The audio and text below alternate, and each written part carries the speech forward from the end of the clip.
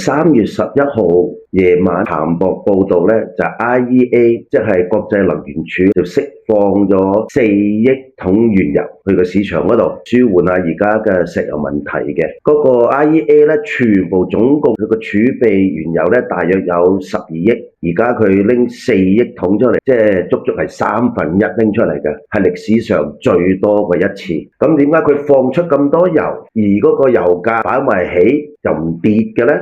其實主要原因有2個嘅。第一樣嘢咧，就係個原油本身就已經反映咗呢個預期㗎啦。其實我想同各位講講咧，就係不論你係投資任何嘢，股票、債券、油金都好啦，所有而家交易嘅市價咧，都已經係反映出投資者嘅將來預期，所以嗰個油價本身咧已經反映出 IEA 會釋放儲備油㗎啦。咁你話計一計條數，全球咧大約要每日要1億桶原油，1億。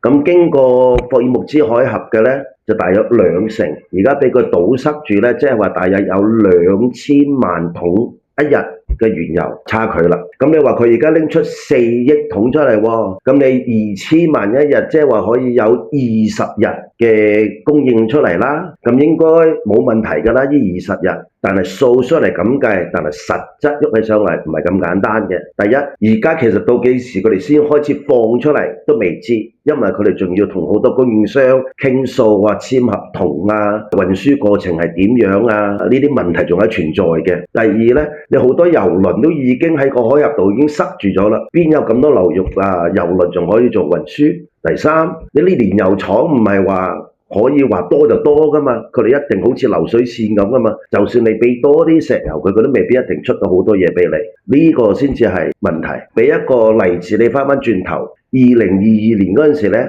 就俄烏問題嗰陣時出現嘅，嗰陣時又係有呢個石油嘅問題嘅。IEA 咧一樣係撥出咗儲備咧，大約2億桶出嚟嘅石油嚟舒緩，但係嗰陣時佢哋只不過到市場咧，大約係200萬桶一日，唔係一次過拎到出嚟㗎，要慢慢嚟㗎。